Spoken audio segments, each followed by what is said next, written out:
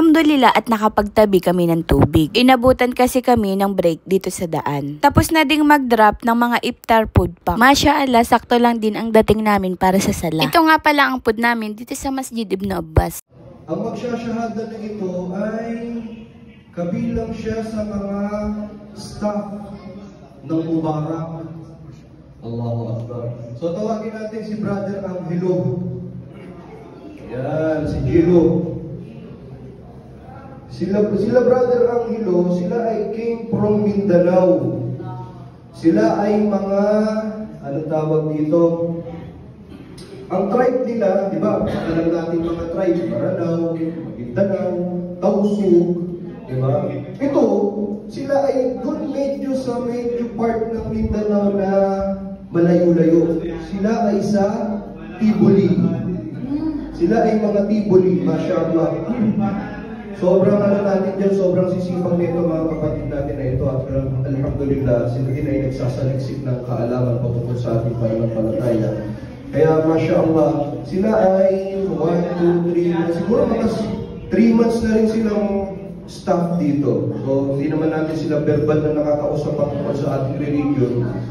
Pero at least nakikita ito mula sa ating mga paggawa at pananalita at pakikitungo sa ating mga kapatid sa kapwa. Mashallah.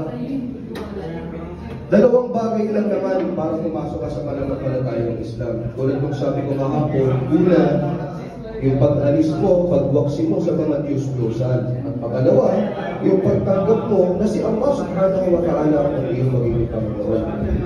Sasabihin ko siya sa Arabic, tapos tatagalogin natin, insyaAllah. Ha? Sabihin mo,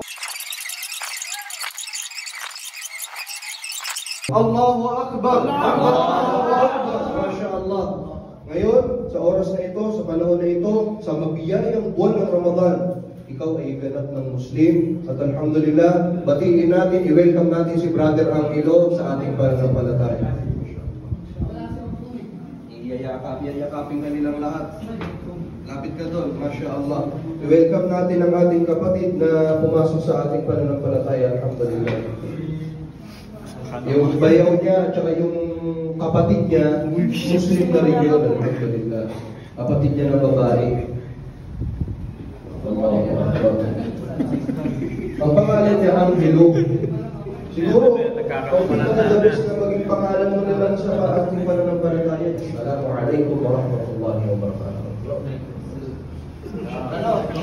Pero si bro ng wudu.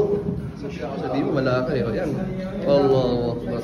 Ikalawang araw na ng ating pag-aayuno. Dito nga pala ito sa Darul Aitam, Taguig City. Gusto ko lamang pong i-share ang magaganda nilang boses.